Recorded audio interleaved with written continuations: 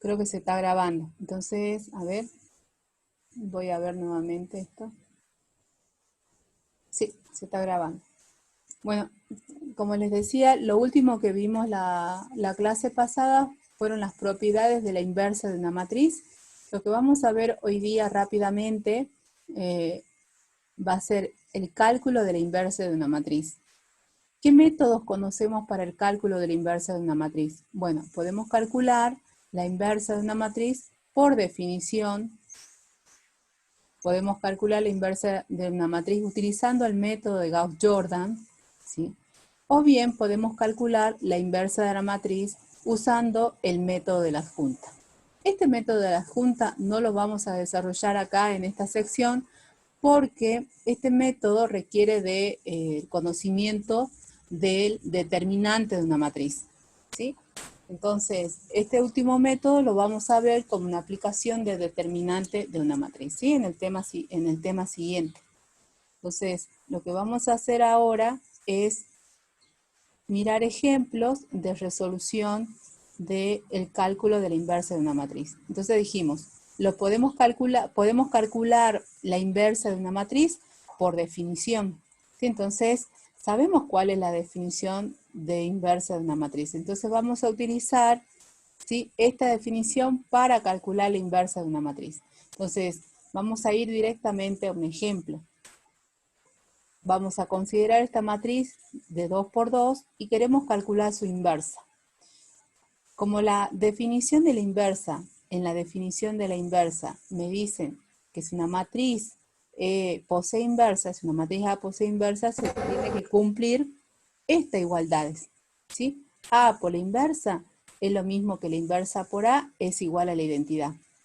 Pero nosotros en el tema de matrices conmutables dijimos, si se cumple esto, A por A a la menos 1 igual a A a la menos 1 por A, ¿sí?, eso me indica que la inversa de A va a ser una matriz cuadrada del mismo tamaño que la matriz A. Entonces acá vamos a considerar la matriz inversa de A formada por los elementos genéricos X, Z, T. Entonces nosotros queremos encontrar esos valores, ¿sí?, los valores de estas variables que en este caso juegan como componentes o elementos o entradas de una matriz, ¿sí? Entonces vamos a utilizar la definición de inversa para calcular, ¿sí?, la inversa de esta matriz de 2 por 2. Entonces acá, para ejemplificar este método, ¿sí?, tomamos una matriz simple, simplemente de 2 por 2, ¿sí? Entonces, para calcular la inversa, como decimos acá, basta con que se cumpla una de las igualdades. Entonces vamos a multiplicar A por la inversa de A y lo vamos a igualar a la identidad, ¿sí? Entonces vamos a suponer que existe la inversa. ¿Está bien? Entonces, esa inversa la vamos a multiplicar A por esa inversa genérica, porque nosotros queremos encontrar, ¿sí?, esa matriz. Entonces, hacemos el producto entre estas dos matrices cuadradas de orden 2, me da una matriz también de orden 2, ¿sí?, de elementos X, Y, 3X menos Z, 3Y menos T.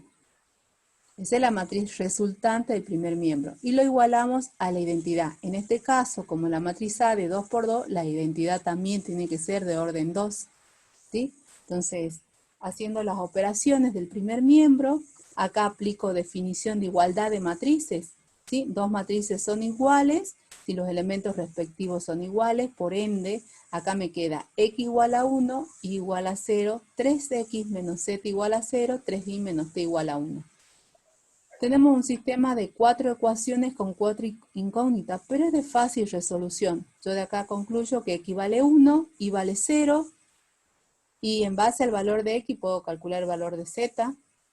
Z vale 3. En base al valor de Y puedo calcular el valor de T vale 1. Entonces, fíjense que acá el sistema que hemos resuelto, ¿sí? Es un sistema compatible determinado, tiene solución única. Y eso es razonable, ¿por qué? Porque si existe la inversa de A, la inversa ¿cómo es? Es única, ¿sí? Entonces, fíjense cómo, partiendo de esta igualdad matricial, hemos llegado a un sistema de ecuaciones lineales. ¿Está bien? Entonces, esta igualdad matricial es equivalente a este sistema de ecuaciones lineales. Entonces, el tipo de solución acá me va a indicar si existe la inversa o no de la matriz.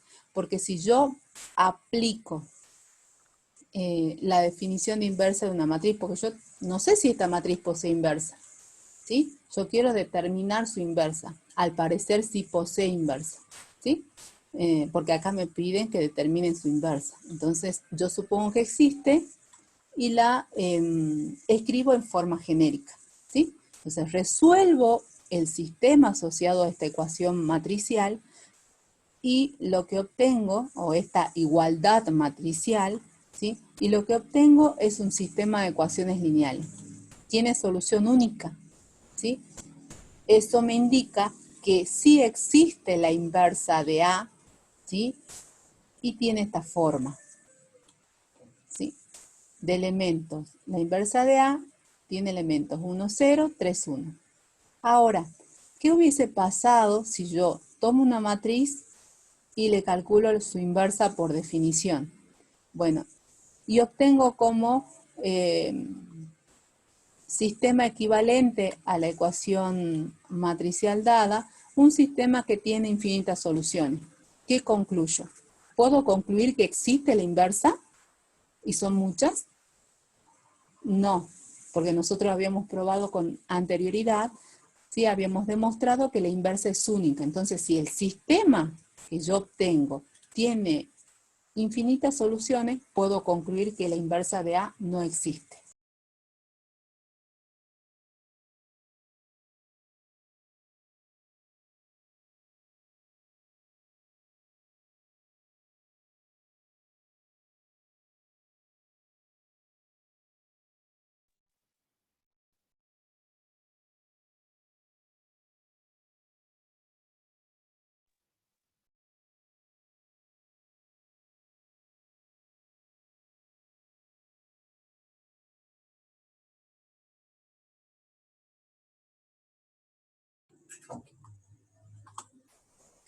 Se había cortado el micrófono y se había reiniciado el Zoom.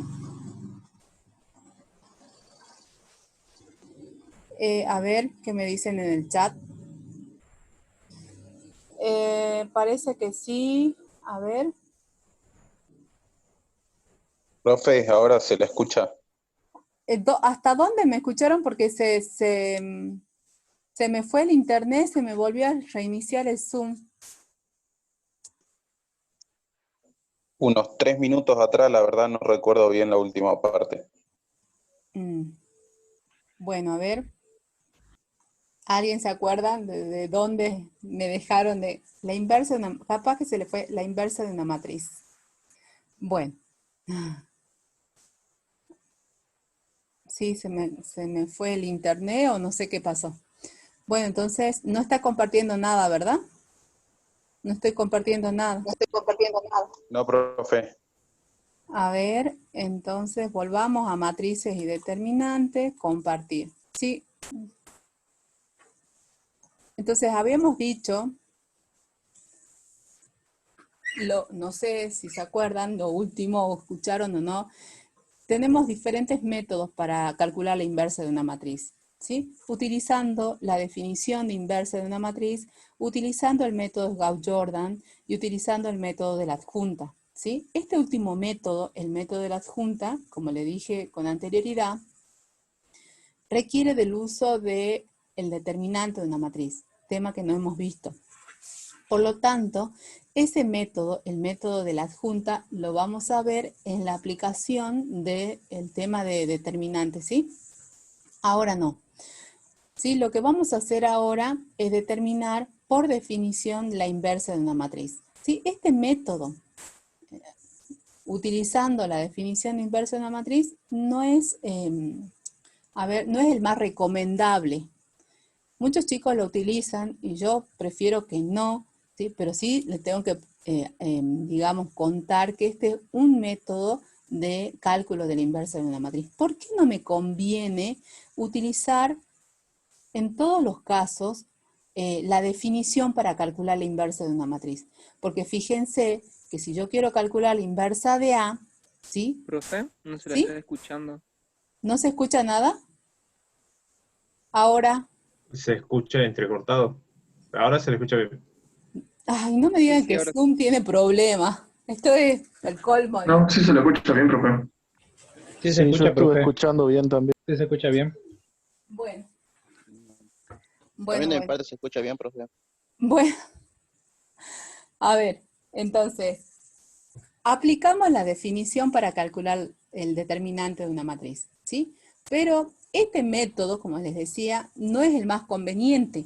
¿Por qué? Porque cuando yo aplico la definición de inversa de una matriz para calcular la inversa de dicha matriz, ¿sí? El sistema asociado a esta igualdad, a esta ecuación matricial, ¿sí? Va a depender del orden de la matriz. Fíjense acá el orden de la matriz es 2. Por lo tanto, un sistema de 2 por... ¿Cuántas ecuaciones tengo acá? 1, 2, 3, 4. Va a ser un sistema de 4 ecuaciones, ¿sí? Con 4 incógnitas. Ahora, si la matriz A es una matriz de orden 3, yo voy a tener que resolver un sistema de 9 ecuaciones con 9 incógnitas. ¿Se entiende? Entonces, este método de cálculo de por definición de una matriz no lo utilizamos. Yo acá se lo presento, porque se lo tengo que presentar, ¿sí? Pero en la práctica no es conveniente. ¿Está bien?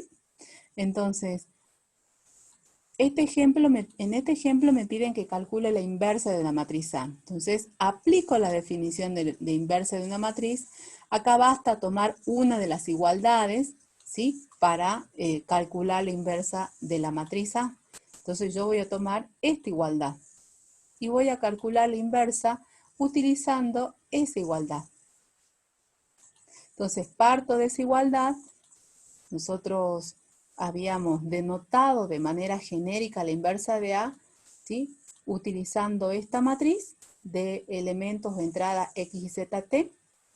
Entonces, multiplico la matriz A dada por esta otra matriz, incógnita, y resulta que, partiendo de esta igualdad, obtengo un sistema de fácil resolución. No necesito utilizar Gauss para calcular la solución del sistema. La solución de este sistema, ¿sí? Son estas ecuaciones: x igual a 1, y igual a 0, z igual a 3, p igual a 1. Fíjense que el sistema es compatible determinado, ¿sí? Por lo tanto, yo puedo concluir que la inversa de la matriz es esta matriz. Simplemente reemplazo los valores encontrados, ¿sí? Acá, en la matriz genérica. Ahora, si el sistema que obtengo es compatible, indeterminado, es consistente con infinitas soluciones, yo puedo concluir que no existe la inversa de A. ¿Por qué? ¿Por qué no va a existir la inversa de A? Porque nosotros hemos probado que la inversa es única. Si existe la inversa, entonces es única.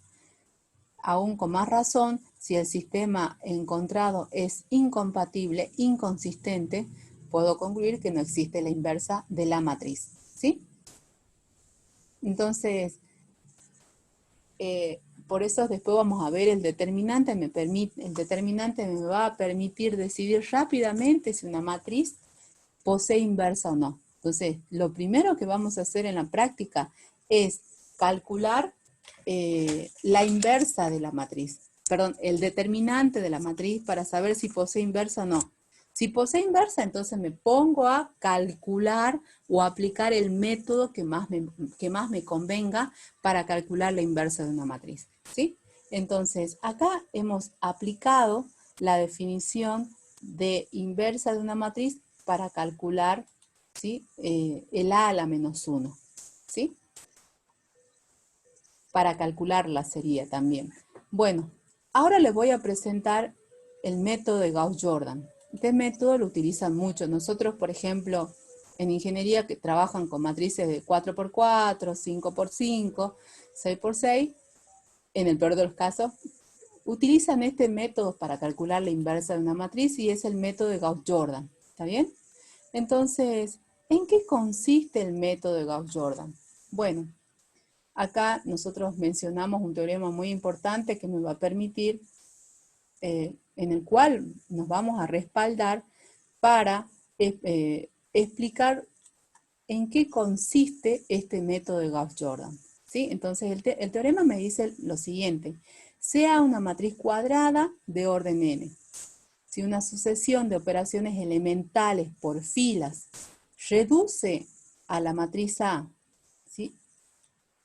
Reduce la matriz A a la identidad, entonces la misma sucesión de operaciones elementales por fila transforma a la matriz identidad en la inversa de A, ¿sí? Nosotros no vamos a ahondar mucho, no vamos a demostrar este teorema, ¿sí? Incluso en los libros de texto no lo demuestran, pero este teorema me sirve para, ¿sí? Respaldar lo que voy a decir ahora, digamos, ¿sí? Ahora, ¿cómo aplico, en qué consiste este método de cálculo de la inversa por Gauss-Jordan? ¿Sí? Consiste en lo siguiente: si yo tengo la matriz ampliada A, ¿sí? Es una matriz por bloque. Nosotros ya trabajamos con matrices por bloque. La matriz que nosotros utilizábamos para aplicar el método de Gauss-Jordan, ¿sí? ¿Se acuerdan? La matriz de la izquierda era la matriz de los coeficientes y la matriz de la derecha la matriz de los términos independientes, ¿sí? Entonces nosotros trabajamos con la matriz ampliada, ¿sí? Entonces lo que vamos a hacer acá, pero nada más que la matriz del lado derecho, era la matriz columna formada por los términos independientes, ¿sí? Acá en este caso lo que vamos a hacer es formar una matriz ampliada, una matriz por bloque. Del lado izquierdo, la matriz cuya inversa quiero calcular, y del lado derecho, ¿sí? La identidad. Entonces, mediante el algoritmo de Gauss y la utilización de las operaciones elementales entre filas, ¿qué es lo que hacemos? Transformamos la matriz del lado izquierdo en la identidad y la matriz del lado derecho en la inversa de A, ¿sí? Eso es lo que me dice este teorema, ¿sí? Entonces este método es bastante sencillo porque nosotros ya sabemos utilizar las operaciones elementales para hacer ceros. Eso lo vimos, ¿se acuerdan? En la teoría de sistemas de ecuaciones lineales. Entonces, vamos a un ejemplo. En este ejemplo me pide que determine la inversa de esta matriz, ¿sí? Entonces, utilizando el método de Gauss-Jordan. Entonces, para calcular la inversa de esta matriz, lo que voy a hacer es formar la matriz ampliada. ¿Cuál? La matriz, ¿sí? Por bloques, donde la matriz del lado izquierdo está formado, ¿sí? Por los elementos de A, y la matriz del lado derecho, ¿sí? Es la identidad. ¿Qué es lo que tengo que hacer luego? Yo lo que quiero hacer es transformar la matriz del lado izquierdo en la identidad. Para ello tengo que transformar estos elementos de la diagonal principal en 1 y los elementos que están por sobre de la diagonal principal y por debajo de la diagonal principal en ceros, ¿sí? ¿Cómo hago eso? Bueno, resulta que el algoritmo de Gauss me transforma los elementos que están por debajo de la diagonal principal en ceros. Y también sabemos que las operaciones, puedo utilizar las operaciones elementales para transformar los elementos que se encuentran por sobre de la diagonal principal en ceros. Es bastante sencillo, nada más que tengo que ser ordenada, ¿sí? Entonces, formo la matriz ampliada, aplico el algoritmo de Gauss. Bueno, elijo acá mi pivot, ¿sí? Copio la fila que contiene el pivot tal cual, esta fila que contiene el pivot tal cual, bajo el pivot hago 0 y comienzo a rellenar los espacios. Vamos viendo si estos cálculos que hice están correctos o no. Entonces, menos 1, en este caso me queda menos 1 menos 2, menos 5. 2 menos 8, menos 6. 0 más 2, 2. 1 más 0, 1. 0 más 0, 0. ¿Sí? Acá me queda 0 menos 3 por menos 2, 6. Menos 5 más 12. A ver, menos 5 más 12, 7. 0 menos 3, menos 3. 0 menos 0, 0. 1 menos 0, 1. Ya terminé de escalonar, ¿sí? Perdón, ya apliqué el método utilizando a este elemento como pivot. Ahora voy a aplicar el método porque todavía no está completamente escalonado el sistema. Entonces voy a tomar ahora el menos 5 como pivot, ¿sí? La primera fila queda tal cual, la primera columna, ¿sí? Está formado por el pivot, por el primer pivot y los elementos debajo de él son ceros. Ahora, elijo como pivot el primer elemento no nulo de la segunda fila, ¿sí? Y aplico el método. Copio la fila que contiene el pivot tal cual, bajo el pivot hago ceros. ¿Cuántos ceros tengo que hacer? 1. Y aplico el método. 5 por 7, menos 5 por 7, menos 35, más 36, 1. Menos 5 por menos 3, 15. Menos 12, 3. 0 menos 6. Menos 5 menos 0, menos 5. Ya terminé de escalonar, ¿sí? Hice 0 los elementos que están por sobre de la diagonal, ¿sí? Entonces tengo que transformar estos elementos en 1. Por suerte, este ya es 1, ¿sí? Entonces, si este elemento fuese distinto de 1, si ese elemento, este primer elemento no nulo de la última fila, porque voy de abajo hacia arriba ahora para hacer 0, los elementos que están por sobre de la diagonal principal, ¿sí? Entonces, si este elemento fuese distinto de 1, supongamos 4, yo voy a multiplicar la última fila por un cuarto, ¿sí? Estoy utilizando la operación elemental 2, ¿sí? Y voy a seguir obteniendo matrices equivalentes, ¿sí? Pero ya es 1. Entonces no necesito transformar este elemento en 1, ¿sí? Vuelvo a repetir. Si este elemento que está marcado acá no fuese 1, fuese cualquier otro valor distinto de 1, ¿sí? Si es 0, si este elemento fuese 0, ya puedo decir, no hay forma de transformar la matriz del lado izquierdo en la matriz identidad, ¿sí? Entonces este elemento, como es 1, ya no tengo que hacer más nada, digamos, no lo tengo que transformar en 1, ¿sí? Pero si fuese un número distinto de 1, 5 por ejemplo, yo voy a multiplicar esta fila por un quinto para transformar este elemento en 1. ¿Por qué? Porque yo quiero transformar toda la matriz del lado izquierdo en la identidad, ¿sí? Ahora, como este elemento ya es 1, ahora lo que voy a tener que hacer es hacer 0 este elemento, el primer elemento, el siguiente, de la misma columna. Entonces quiero hacer 0 el menos 6, pero, ¿sí? El menos 6 pertenece a la segunda fila. Quiero hacer 0 a menos 6, pero utilizando esta última fila.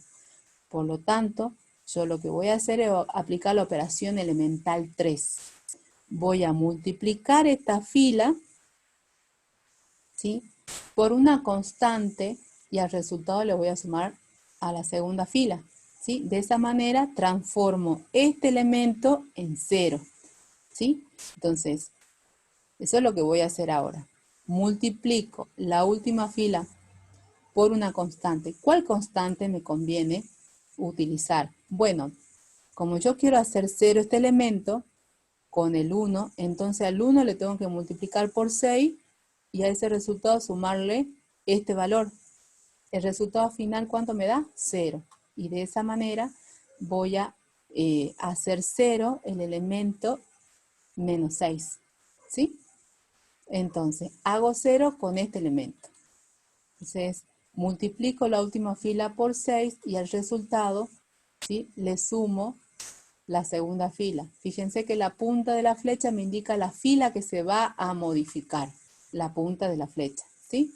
Entonces, acá me va a quedar 0 más 6 por 0, 0. Menos 5 más 6 por 0, menos 5. Menos 6 más 6 por 1, 0. Ya estoy modificando la segunda fila. 2 más 3 por 6, 18. 2 más 18, 20. 1 más 6 por 6, 36. 1 menos 36, menos 35. 0 más menos 5 por 6, 30. 0 menos 30, menos 30. ¿Sí? Entonces, ya hice 0 este elemento. Ahora voy a hacer 0 el elemento que se encuentra en esta tercera columna de la fila de la matriz de la izquierda. ¿Sí? ¿Con qué valor lo hago 0? Con este valor. Entonces voy a utilizar este 1, que ya estaba, ¿sí?, para hacer 0 este valor. Y utilizando nuevamente la operación elemental 3. Al 1, para hacer 0 este valor, ¿sí?, yo al 1 lo tengo que multiplicar por el 4. Entonces me va a quedar. Y sumarla a la primera fila. ¿Sí? Entonces, fíjense que este primer valor, el 1, lo utilicé para hacer 0 primero. Este valor, utilizando la operación elemental de 3, y luego ahora lo voy a utilizar para hacer 0 este valor. ¿Sí? Entonces, fíjense que yo sigo ese orden y estoy atenta a los cálculos, porque me puedo equivocar en los cálculos. ¿Sí? Entonces, estoy atenta a los cálculos para no equivocarme, ¿sí? Entonces, acá me queda. Voy a operar la primera fila con el múltiplo de la última. Entonces va a ser 1 más 4 por 0, 1. Menos 2 más 4 por 0, menos 2. Menos 4 más 4 por 1, 0. 1 más 4 por 3, 1 más 12, 13. 0 más 4 por 6, por menos 6, menos 24. 0 más 4 por menos 5, menos 20. Entonces, fíjense que con este primer valor no nulo de la última fila, he hecho 0, ¿sí?, los elementos que están por sobre de él. ¿Sí? Ahora, fíjense, quiero hacer 0 este valor. Pero este valor lo voy a hacer 0 con este. Pero previamente voy a transformar este menos 5 en 1. ¿Cómo hago eso?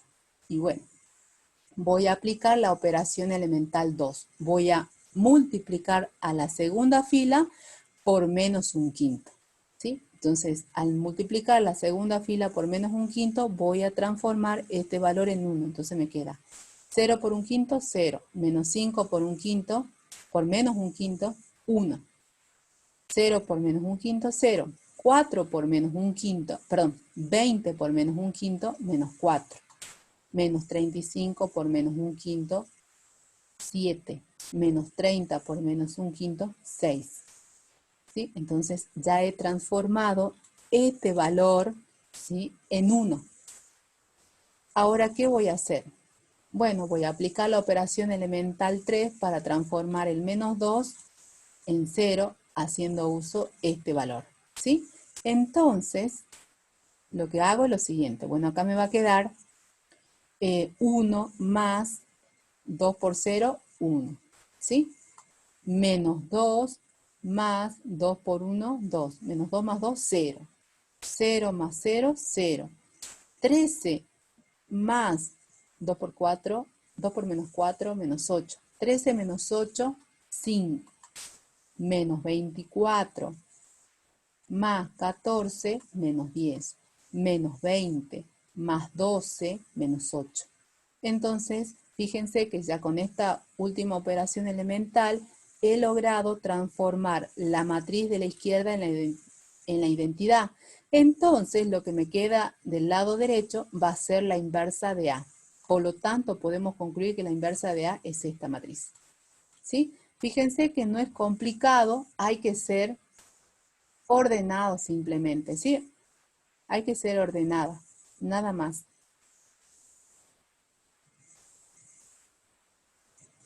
A ver qué me dicen en el chat. No logro ver el chat. A ver. Bueno. ¿Se entendió, chicos? Profe, ¿Sí? y en este caso, ¿hay alguna condición para la matriz, el Ah, otra cosa. coeficiente? Sí. ¿Para la existencia de la inversa? Sí. Acá, fíjense que todavía no hemos... A ver, ¿qué me dicen? No sé dónde está el chat. No me sale el chat. Para ver qué me están diciendo. Ah, acá está. Perfecto. Bueno, entonces, fíjense que acá nosotros seguimos cierto orden. Después aclaro lo de la inversa, ¿sí? De la existencia de la inversa. Acá nosotros seguimos un cierto orden. Entonces, siempre para el cálculo de la inversa de la matriz, armo la matriz ampliada, la matriz por bloque. La matriz del lado derecho es A. La matriz del lado izquierdo es la matriz A, o cuya inversa quiero encontrar, ¿sí? Va a estar la matriz cuya inversa quiero encontrar. Y la matriz del lado derecho, la identidad, ¿sí? Primero, ¿qué es lo que tengo que hacer? Aplico el algoritmo de Gauss para transformar los elementos que están por debajo de la diagonal principal en 0, ¿sí?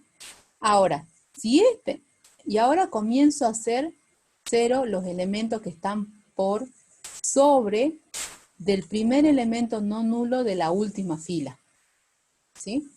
Entonces, quiero hacer 0 el menos 6 y el menos 4. Pero antes que nada, voy a transformar este elemento en 1. Acá, en este caso, ya es 1.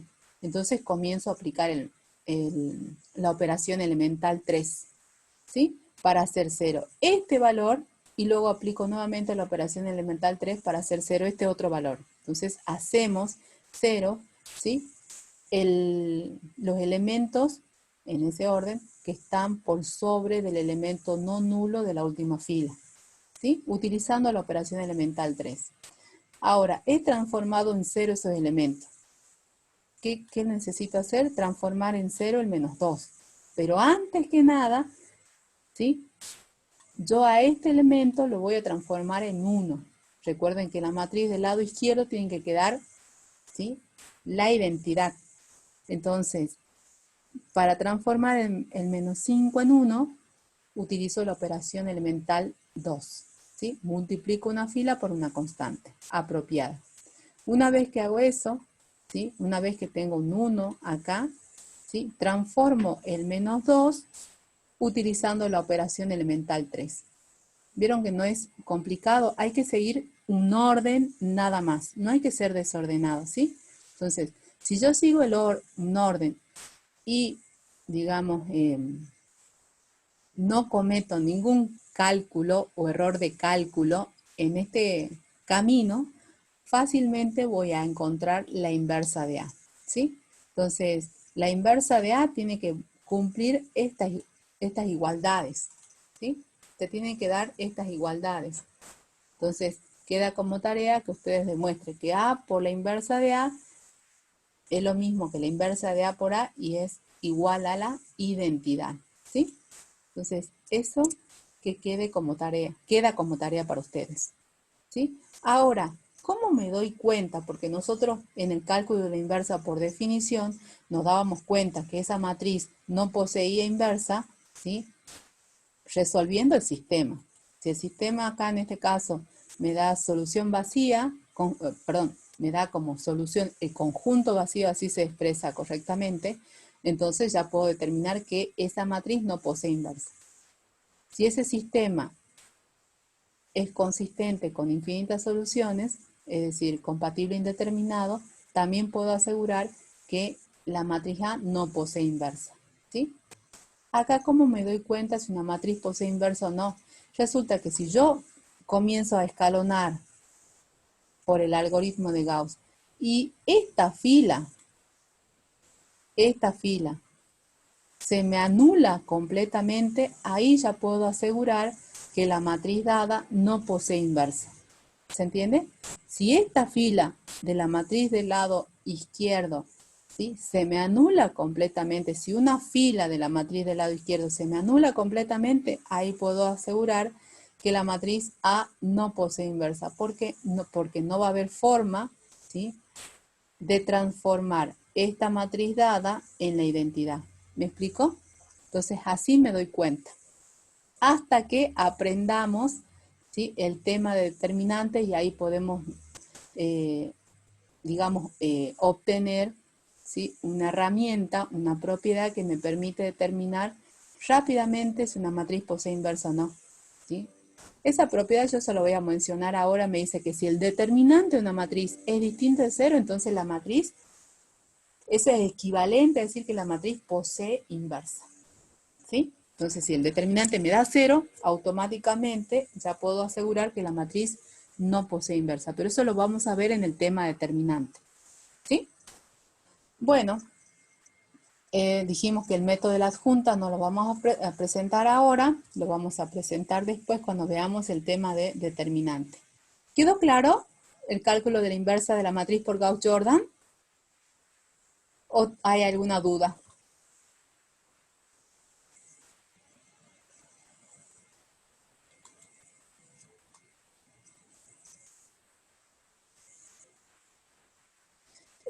A ver. No sé dónde queda, porque yo lo minimizo al chat y no... Acá está. Ah, está clara. Bueno. Bueno, qué bueno que se entendió, digamos, esto. Bien. Bueno, entonces ahora lo que continuamos con matrices, ¿sí? Y vamos a ver este tema. Matrices y sistema de n ecuaciones lineales con n incógnita. Lo que vamos a hacer ahora es presentar un método de cálculo de un sistema de ecuaciones lineales, ¿sí? Cálculo de la solución de un sistema de ecuaciones lineales, pero, ¿sí?, un sistema de n ecuaciones lineales con n incógnitas, ¿sí? Entonces, eso es lo que vamos a ver ahora. Cómo determinar la solución de un sistema de n ecuaciones lineales con n incógnitas, pero haciendo uso de la inversa de una matriz, ¿sí? Entonces, lo que vamos a hacer es recordar, ¿sí?, cómo escribimos de forma genérica un sistema de ecuaciones lineales, ¿sí? Yo tengo este sistema de ecuaciones lineales. Ese sistema de ecuaciones lineales es equivalente a esta ecuación matricial, ¿sí?, donde la matriz esta que llamamos A es la matriz de los coeficientes. ¿Por qué la llamamos matriz de los coeficientes? Porque sus elementos, sus entradas, están formadas por los coeficientes de las variables del sistema, ¿sí? Después tenemos la matriz de las incógnitas, ¿sí? Está formada por, en este caso tenemos n incógnitas. Y luego tenemos la matriz, ¿sí?, de los términos independientes. Es una matriz de n por 1. La matriz A es una matriz de n por n, la matriz X es una matriz de n por 1, ¿sí? Entonces, si yo multiplico estas dos matrices y la igualo a esta matriz, voy a obtener el sistema de ecuaciones lineales. Entonces, un sistema de ecuaciones lineales es equivalente a una ecuación matricial, ¿sí? A esta ecuación matricial, donde, vuelvo a repetir, la matriz A es la matriz de los coeficientes, X la matriz de las incógnitas o variables y B la matriz de los términos independientes. Entonces puedo escribir de manera simplificada este sistema. Entonces, en vez de estar escribiendo este sistema, directamente lo escribo de forma simplificada como A por X igual a B. ¿Sí? Acá hay dos teoremas muy importantes. Este teorema 3 es muy útil para resolver sistemas de n ecuaciones lineales con n incógnitas. Su demostración, ¿sí?, me la piden o bien en un final o bien en los parciales, pero generalmente me piden la demostración de este teorema 3. ¿Qué me dice el teorema 2?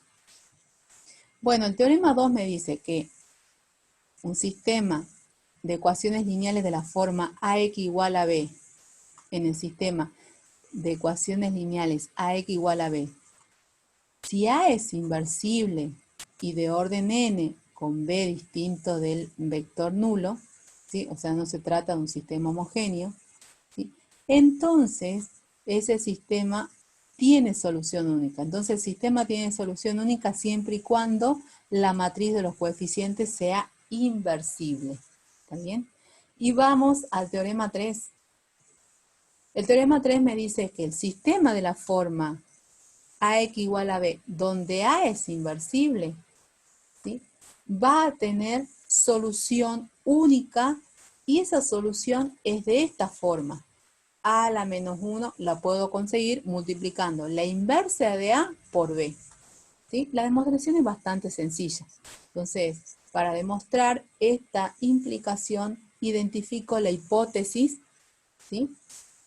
Tengo como hipótesis un sistema donde la matriz A es una matriz inversible, ¿sí? Y como tesis, lo siguiente, que la solución del sistema es único y es de la forma, ¿sí?, A a la menos 1 por B, ¿sí? Entonces eso es lo que quiero mostrar, que la solución del sistema tiene esta forma, de un sistema donde la matriz de los coeficientes posee inversa, es inversible, ¿sí? Entonces, vamos a demostrar esto, lo que yo quiero mostrar. Entonces, nosotros lo que hacemos es, por hipótesis, yo tengo esta ecuación matricial. Eso es lo que tengo por hipótesis.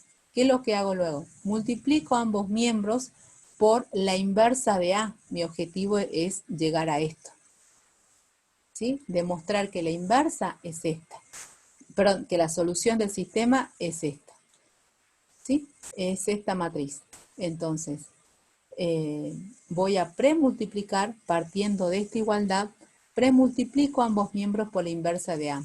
¿Puedo hacerlo? Sí, porque por hipótesis existe la inversa, ¿sí? Entonces, al premultiplicar o multiplicar a izquierda por la inversa de A, ¿sí?, obtengo lo siguiente.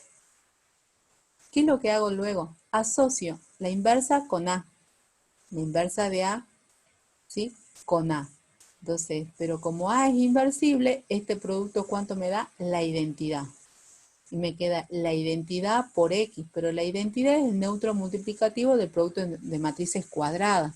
Entonces, la identidad por X me queda X y ya encontré la solución.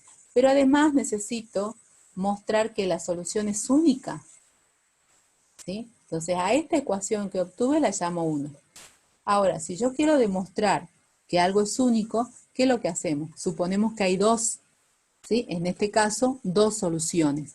Entonces, ¿qué es lo que hago?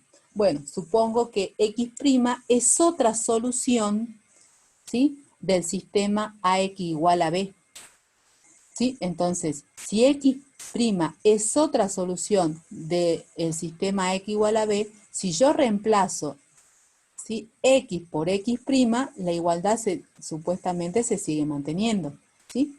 Ahora, premultiplico a ambos miembros, ¿sí?, por la inversa de A, ¿sí? Después asocio A con su inversa, esto me queda la identidad y haciendo todo este procedimiento me queda que la X' es igual a A la menos 1 por B. A esto es lo que llego. A esa ecuación la llamamos 2, pero yo tengo acá, por un lado, que X igual a A la menos 1 por B. Por otro lado, x' es igual a la menos 1 por b. Como los segundos miembros son iguales, ¿cómo tienen que ser los primeros miembros de las ecuaciones 1 y 2? Tienen que ser iguales, ¿sí? Llego a esto. Ah, pero eso me dice que la solución es única, que ¿sí? Esa supuesta solución, otra solución que hemos supuesto que existe, ¿no?, de este sistema, en realidad era igual, ¿sí?, a la solución X, ¿sí? ¿Me explico, chicos? Entonces llego a que la solución es única.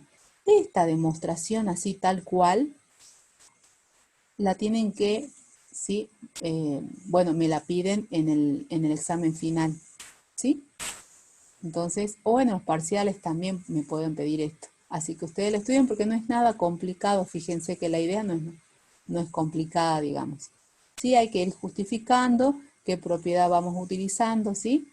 Y nada más, ¿sí? Entonces, si la entienden ahora, si la resuelven solito, ya lo pueden, digamos, aplicar o en el parcial, ¿sí?, o en el final.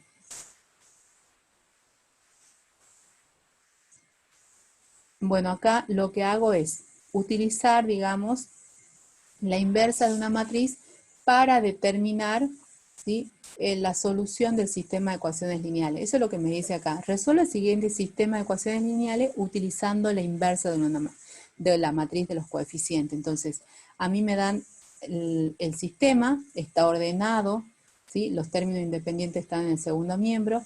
Escribo, ¿sí?, la ecuación matricial equivalente a este sistema de ecuaciones lineales. A la matriz de los coeficientes lo llamo A la matriz de los términos de las variables lo llamo X, ¿sí?, y a la matriz de los términos independientes B.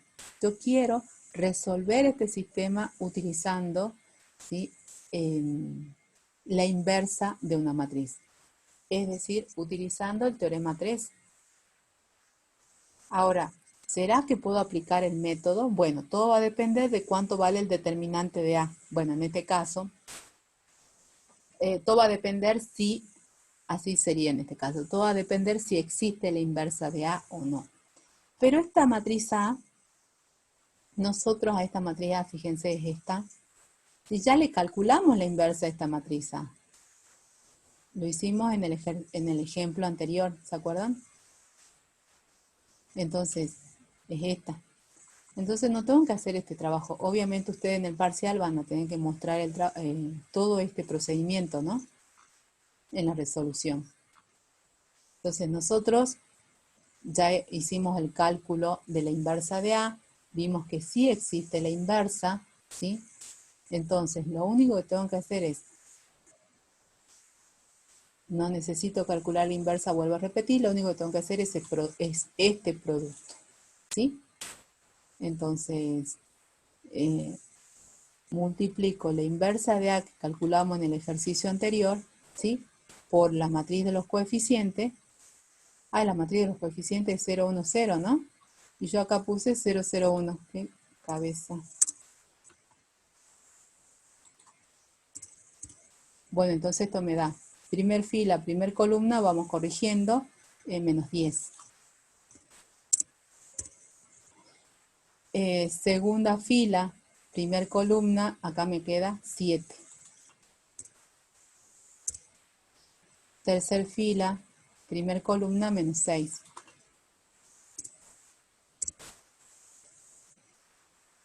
Y no sé si copié bien la inversa. Sí, esta es. Entonces acá me va a quedar, escribo el conjunto solución, va a ser la terna menos 10, 7, menos 6. No sé en qué estaba pensando cuando hice el cálculo. ¿Se entiende este método? El cálculo de la solución de un sistema de ecuaciones lineales utilizando la inversa de la matriz. Bueno, yo puedo aplicar ese método siempre y cuando la matriz de los coeficientes, ¿sí?, posea inversa. ¿Está bien? ¿Quedó claro, chicos? A ver, ¿qué me dicen en el chat?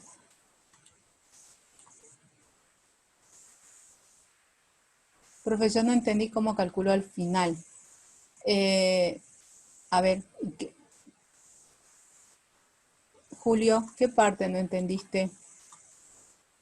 ¿Calculó cuál el producto?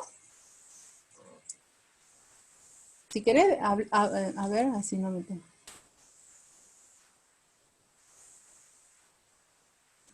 El producto es, acá utilizo, digamos, la definición de producto por una matriz. Perdón, la definición de producto entre matrices. ¿Se acuerdan? Primer fila, primer columna, menos 10 en este caso.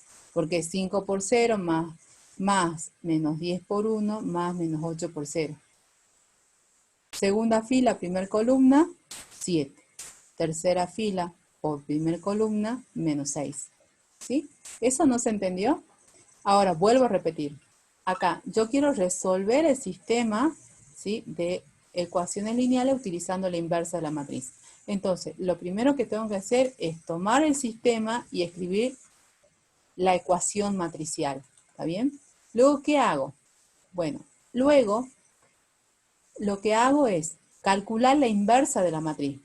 Pero esa operación yo no la realizo acá porque el cálculo de la inversa de esta matriz ya se realizó, yo lo realicé con anterioridad. Yo lo único que voy a hacer acá es mostrar el resultado nada más, ¿sí? ¿Qué es lo que hago? Despejo X, como hicimos acá, ¿sí? Esto de acá, X igual a A a la menos 1 por B.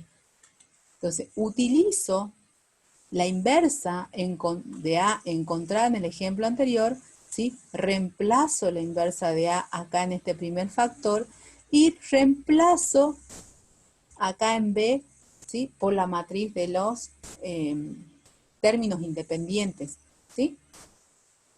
Entonces, lo que hago es hacer el reemplazo, multiplico la inversa de la matriz A, la inversa de la matriz de los coeficientes por la matriz de los términos independientes, ¿sí?, de acuerdo a los tamaños, este de 3 por 3, este de 3 por 1, por lo tanto, la solución va a ser una matriz de 3 por 1, ¿sí? O la terna menos 6, menos 10, 7, menos 6. ¿Se entiende? Esa es la solución. ¿Quedó claro, Julio? ¿O hay alguna duda? ¿No tienen dudas? Bueno, creo que no. Pasemos entonces al subespacio. Vamos al tema de subespacio. Vamos a dejar de compartir pantalla. Entonces vamos a compartir pantalla, pero ya del nuevo tema. Espacios vectoriales. Entonces vamos a comenzar con los espacios vectoriales. ¿Ustedes, chicos, leyeron el tema este de espacios vectoriales de los apuntes del profe? ¿Lo hicieron? Recuerden que siempre, antes de entrar a la teoría, ¿sí?, tienen que leer los apuntes, ¿no? Espero que sí hayan leído. Perfecto. Bueno, entonces es importante la lectura previa. Entonces, lo que vamos a ver ahora va a ser este tema, el tema de los espacios vectoriales, ¿sí? ¿Y qué son los espacios vectoriales? Son, digamos, conjuntos que cumplen ciertas condiciones, ciertas propiedades. Nosotros ya estudiamos espacios vectoriales cuando hablamos del conjunto de matrices. ¿Sí? El conjunto de matrices, ¿sí?, es un conjunto que cumple con esas propiedades de espacios vectoriales, por ende también va a ser un espacio vectorial, ¿sí? Nada más que no lo formalizamos. Ahora sí. Entonces, lo que vamos a hacer es estudiar, ¿sí?, los conjuntos que cumplen ciertas propiedades, ¿sí? Entonces, vamos a definir lo que es un espacio vectorial. Entonces decimos que un espacio, dado un conjunto B no vacío, y un cuerpo de escalares que puede ser reales o complejos, ¿sí?, si en este conjunto, que nosotros llamamos B, se definen dos operaciones, ¿cuáles? La de suma entre elementos de B y la del producto entre elementos de un cuerpo K y elemento del conjunto B, se dice que B, este conjunto B, es un espacio vectorial sobre el cuerpo K, sí, solo que sí cumple las siguientes propiedades de la suma y del producto por un escalar. ¿Cuáles? La suma es cerrada, es decir, si yo sumo dos elementos del conjunto B, obtengo como resultado un elemento del conjunto B. La suma es conmutativa. Fíjense que a los elementos de un espacio vectorial, acá lo estamos denotando con letras mayúsculas, ¿sí? Entonces decimos, tengo el elemento U y el elemento B, ¿sí? Entonces decimos, si es conmutativa, la suma se tiene que cumplir, que U más B igual a B más U. La suma es asociativa. Existe el elemento neutro, existe el elemento inverso, u opuesto de la suma. Y se define así, en este caso, de la existencia del neutro, y se define así, en forma simbólica, en el caso de la existencia del opuesto, ¿sí? En la suma de elementos de B. Como estoy trabajando con los espacios vectoriales, a los elementos de este conjunto yo los llamo vectores. Fíjense que hasta el momento, ustedes que han estudiado las propiedades de matrices, de suma de matrices, son similares, ¿no? A la suma, a las propiedades de la suma entre matrices. Entonces, por eso nosotros decimos, las matrices, ¿sí? El conjunto de matrices es un espacio vectorial. También se define o tiene que Profe, cumplir, ¿sí? profe, una pregunta, ¿a qué le llama cuerpo?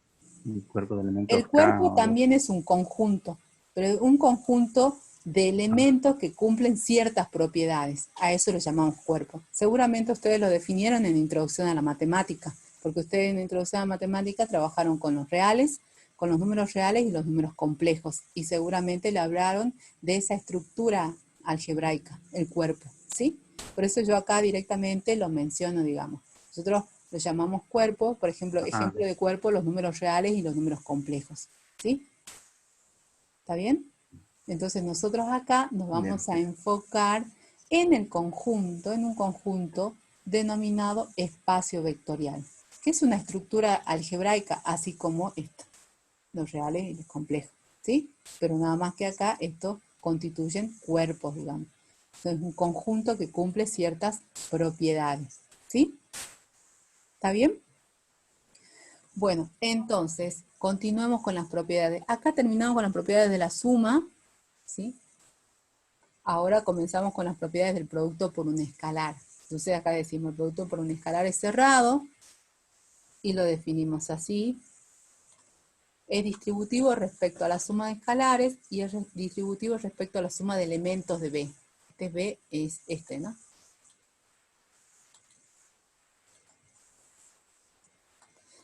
¿Sí? Respecto de elemento del espacio vectorial. ¿Está bien? Se cumple la propiedad asociativa mixta y la existencia del elemento neutro. Fíjense que todas estas propiedades, tanto de la suma como del producto de un escalar por un elemento del conjunto B, los cumple el conjunto de matrices. Entonces nosotros decimos que el conjunto de matrices es un espacio vectorial. ¿Está bien? Y yo creo que ustedes me entienden eso. A los elementos de un espacio vectorial, ¿cómo lo denominamos? Vectores a los elementos de un espacio vectorial. También seguramente ustedes, cuando yo digo vectores, automáticamente visualizan una flecha. ¿Está bien? Pero no siempre los vectores van a tener una interpretación gráfica. Solamente van a tener una interpretación gráfica cuando trabajemos en R2 y en R3. Allí vamos a decir, bueno, los vectores están representados gráficamente por una flecha. Pero en general, cuando hablamos de un espacio vectorial, a los elementos de ese espacio vectorial los llamamos vectores. ¿Se entiende? Esa es la generalidad. Entonces, ¿una matriz es un vector? Sí, pero obviamente, ¿sí? No puedo visualizar gráficamente ese elemento. ¿Me explico, chicos? Yo realizo interpretaciones gráficas, ¿sí? Cuando estoy trabajando en el plano y en el espacio. ¿Está bien? Al elemento neutro, acá lo vamos a llamar vector nulo y lo vamos a simbolizar con esto. Un cerito y un puntito al medio. Así lo vamos a simbolizar al elemento neutro de la suma. ¿Está bien? Con el cerito y un puntito. Entonces acá. Esa es la notación que vamos a utilizar de espacio vectorial. Vamos a utilizar esta cuaterna. ¿Sí? Esta cuaterna me va a simbolizar. Es un espacio, así lo voy a leer. Espacio vectorial B, donde definimos la suma y el producto por un escalar sobre un cuerpo K, que puede ser real o complejo. ¿Sí? Ejemplos de espacios vectoriales, el conjunto de matrices de orden o de tamaño M por N. ¿Sí? Nosotros, vuelvo a repetir acá, el conjunto de matrices cumple con todas las propiedades mencionadas anteriormente. ¿Sí? ¿Cuál es el cuerpo? ¿Sobre qué cuerpo trabajamos cuando trabajamos en el conjunto de matrices? Sobre el cuerpo de los reales. No trabajamos matrices de elementos complejos en este curso, ¿no? Otra cosa, las operaciones de suma y producto por un escalar definida en matrices se llaman suma usual y producto por un escalar usual. ¿Sí? Es el usual. Hay diferentes formas de definir, y ya lo vamos a ver. Ustedes lo van a ver en la práctica, digamos. ¿Sí? Otro ejemplo de espacio vectorial. El espacio vectorial Rn, el de las NU+. ¿Sí? Entonces, Rn, el conjunto de la NU+, ¿es un espacio vectorial? Sí. ¿Sobre qué cuerpo? Sobre el cuerpo de los reales, porque vuelvo a repetir, acá en ALGA trabajamos, ¿sí?, solamente con elementos reales, ¿sí? Ahora, vamos a enunciar este teorema. Teorema me dice, teorema 1. Se abre un espacio vectorial, un vector de ese espacio vectorial y K un escalar real. Entonces, si yo multiplico K por el vector nulo, ¿qué obtengo como resultado? El vector nulo. Esa es la primera propiedad, ¿sí? Ahora, 0 por un vector, donde 0 es un elemento del cuerpo de los reales y U es un elemento del espacio vectorial B, si yo multiplico 0 por cualquier vector U, ¿qué obtengo como resultado? El vector nulo, ¿sí? Ahora, si K por U es igual al vector nulo, entonces, eso quiere decir que K es 0, o bien que U es el vector nulo, o ambas cosas a la vez. ¿Está bien? Menos 1 por U es igual a menos U. ¿Quién es menos U? Es el opuesto de U. ¿Está bien? Entonces esas son las propiedades que vamos a demostrar, no todas, ¿no? Lo que vamos a hacer es demostrar la propiedad 1 y la propiedad 3. Bueno, la propiedad 1 que me dice que K por el vector nulo me da el vector nulo. Entonces quiero demostrar esa igualdad. Entonces lo que vamos a hacer es lo siguiente. Entonces yo parto del primer miembro de esa igualdad, ¿sí? Y voy a obtener el segundo miembro, ¿sí? El 0. Entonces, ¿qué es lo que tengo acá? K por 0. Ahora, esto por la propiedad S4 y la propiedad S4, propiedad de la suma, me habla de la existencia del elemento neutro de la suma en B. Entonces digo acá, propiedad 4. Utilizo la propiedad 4.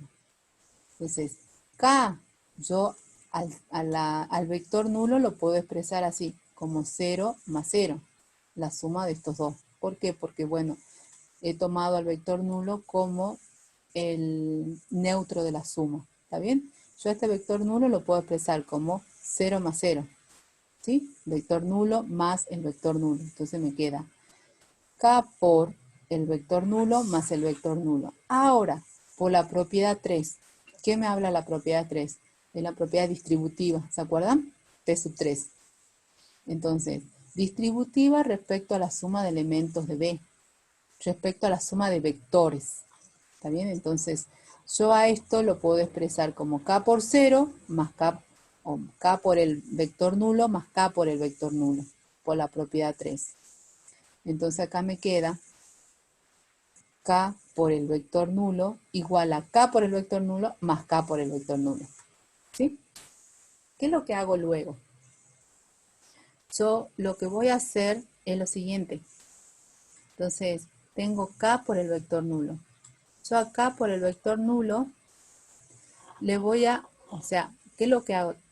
Tomo esta igualdad y lo que hago es multiplicar, o mejor dicho, sumar a ambos miembros, ¿sí? Este valor menos K por el vector nulo, ¿sí? Sumo ambos miembros por el valor menos K por el vector nulo, ¿sí? Sumo a derecha. Entonces, esto por la propiedad S5 y P1 dice acá. Y lo puedo hacer, ¿no? ¿Cuál es la propiedad S5? La existencia del opuesto de la suma. Y la propiedad P4, que es la asociativa mixta. Perdón, P1, que es el producto por un escalar. ¿Sí? Que es una operación cerrada, me dice. Entonces, vengo acá, tengo esta igualdad, sumo a ambos miembros este valor, ese vector, y voy justificando a medida que voy demostrando qué propiedad voy utilizando, ¿sí? Luego, esto, ¿a qué va a ser igual? Bueno, esto más su opuesto me da el vector nulo. ¿Igual a qué? Acá lo que puedo hacer es aplicar la propiedad asociativa, ¿sí? De la suma. Entonces asocio este término con este término. Al asociar este término con este término, yo sé que esta operación me da el vector nulo. Entonces me queda 0 igual a K por el vector nulo más el vector nulo. Pero el vector nulo es el neutro de la suma. Entonces directamente me queda K por el vector nulo. Es decir, K por el vector nulo es igual al vector nulo. Y llegué a demostrar esta igualdad. ¿Sí? No es complicado. ¿Quedó claro eso, chicos? No hay dudas, porque no hay preguntas en el chat. Entonces vamos a demostrar la propiedad 3. Tengo que demostrar esta implicación, ¿sí? Entonces, vamos a suponer que K por U igual al vector nulo. Vamos a suponer que esta igualdad es verdadera. Que K por U es igual al vector nulo. Eso es lo que vamos a suponer, ¿sí? En realidad, esto se cumple por ser hipótesis, ¿no es cierto? De la implicación. Yo quiero demostrar que K es 0 y que U es el vector nulo. Entonces vamos a suponer que K es distinto de 0, primeramente, ¿sí? Porque si K vale 0, no tenemos nada que probar, porque si K vale 0, K 0 por cualquier vector me da el vector nulo, ¿sí? Entonces, supongamos que K es distinto de 0. Si K es distinto de 0, existe la inversa de K, ¿sí? Es decir, 1 sobre K está definido. Entonces, vamos a tomar el vector U. Yo sé que U lo puedo escribir como 1 por U, ¿sí? Por ser 1, elemento neutro del producto, ¿está bien? En el cuerpo de los reales, ¿está bien? Entonces, 1 es el elemento neutro, ¿sí? Y estoy utilizando esta propiedad. ¿Dónde está? Esta de acá. Existencia del elemento neutro. Acá en este caso, tomamos un elemento neutro genérico. En la demostración, vamos a considerar que K asterisco es el 1, ¿sí? Entonces, U es igual a 1 por U. por ser 1 elemento neutro de producto en reales. Entonces, yo sé que 1, por ser 1 elemento neutro de producto en reales, 1 lo puedo escribir como 1 sobre K por K. Este producto me da 1. Entonces, simplemente hago el reemplazo.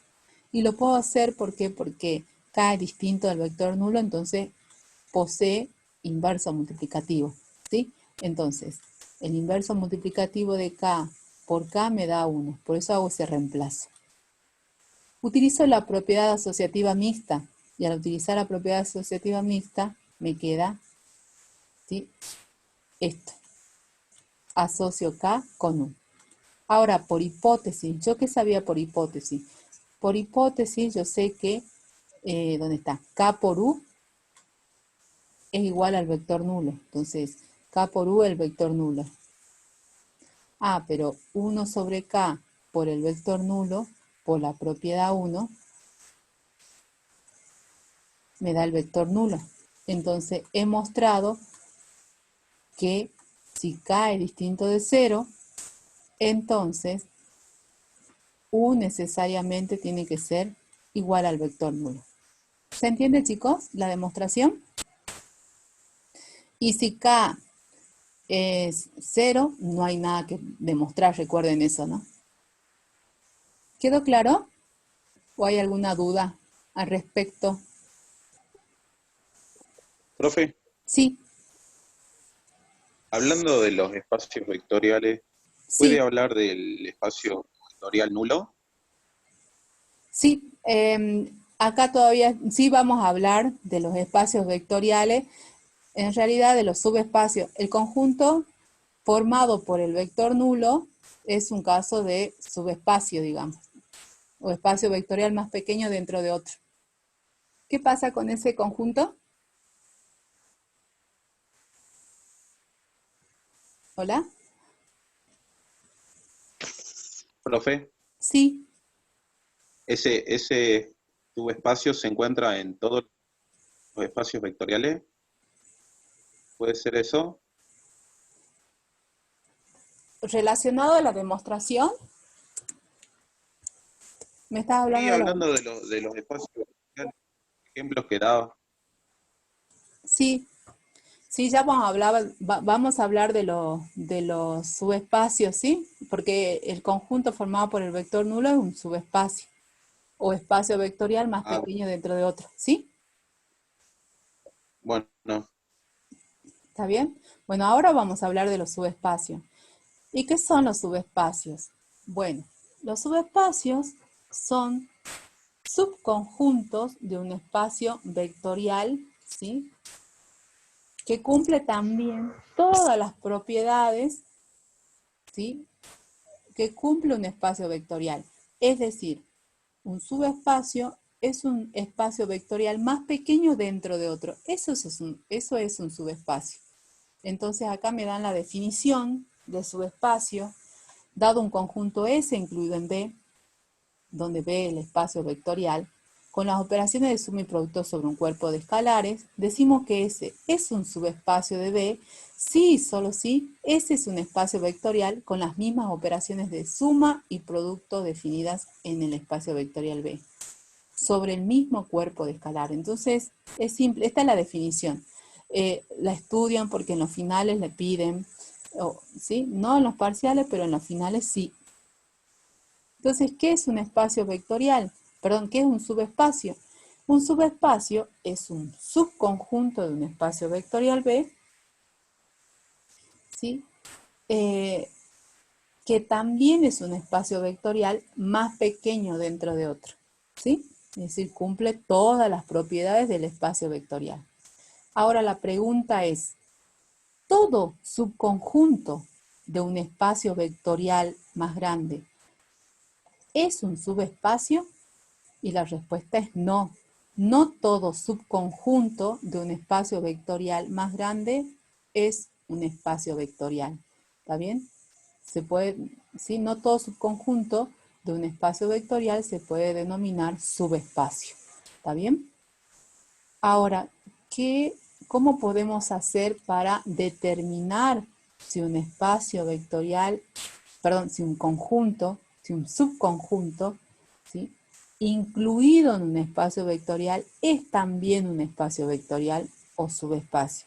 Bueno, podemos utilizar el siguiente teorema para determinar, que me va a permitir determinar si un subconjunto es un espacio vectorial más pequeño dentro de otro, ¿sí? Entonces, el teorema me dice lo siguiente: si S es un subconjunto de un espacio vectorial, decimos que S es un subespacio de B si, solo si, S es distinto del conjunto vacío. S es no vacío. Y para todo V perteneciente a S, se debe cumplir que U más B pertenece a S. Es decir, la suma tiene que ser cerrada. Y el producto por un escalar también tiene que ser cerrado. ¿Se entiende? Entonces, el teorema me dice: un subconjunto de un espacio vectorial B es un subespacio si cumple con las tres condiciones, ¿sí? Resulta que al ser el conjunto S un subconjunto de un espacio vectorial, hereda alguna de las propiedades mencionadas de espacios vectoriales, pero no hereda esto: que la suma sea cerrada y que el producto por un escalar sea cerrado, ¿sí? Y la existencia del neutro de la suma, ¿sí? Entonces, son esas tres propiedades que no hereda del espacio vectorial que lo contiene. Entonces, este es un criterio que me va a permitir, ¿sí?, determinar si un subconjunto de un espacio vectorial es también un espacio vectorial o subespacio, ¿sí? Ahora, fijémonos acá esta observación. Si K es distinto de 0, acá en 3, 0 por U, perdón, si K es igual a 0 en la condición 3, sabemos que 0 por U me va a dar el vector nulo por las propiedades mencionadas con anterioridad, estas de acá.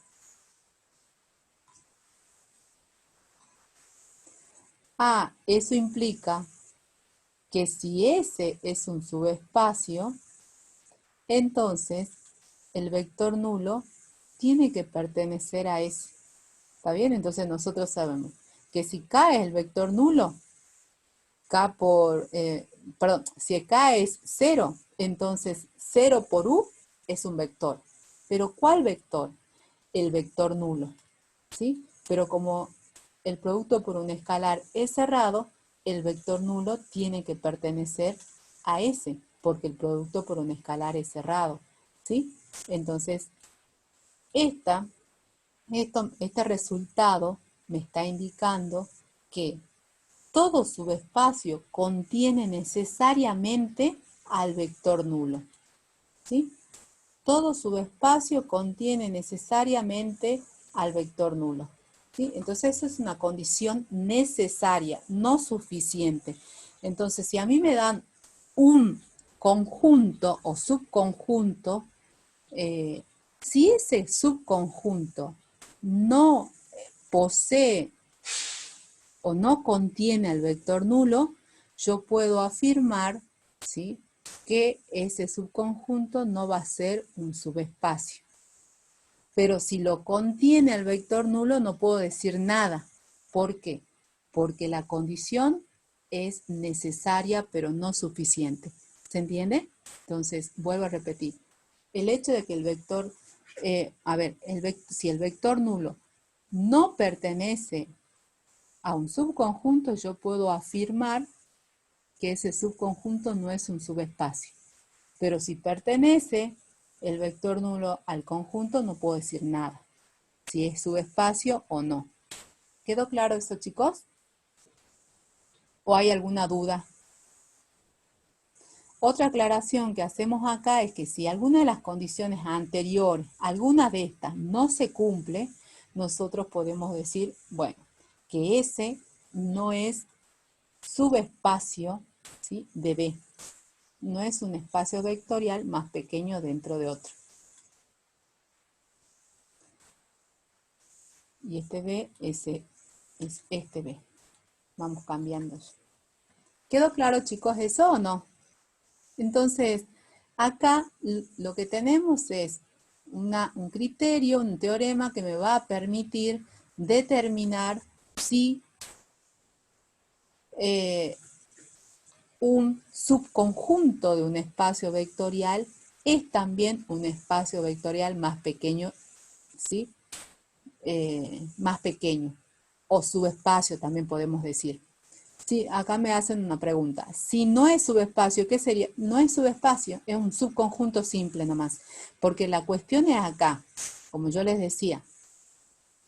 Si yo tengo un subconjunto, la cuestión es acá es determinar si un subconjunto de un espacio vectorial es también un espacio vectorial. La cuestión es determinar si un subconjunto es un subespacio. Si no es un subespacio, ¿sí? Es un conjunto cualquiera. ¿Por qué me interesa que sea subespacio? Porque yo, si tengo subespacios o espacios vectoriales, voy a poder determinar en ellos, ¿sí?, una base y una dimensión. ¿Está bien? Por eso nosotros buscamos o trabajamos acá con espacios vectoriales y subespacios. ¿Y para qué me sirve la base?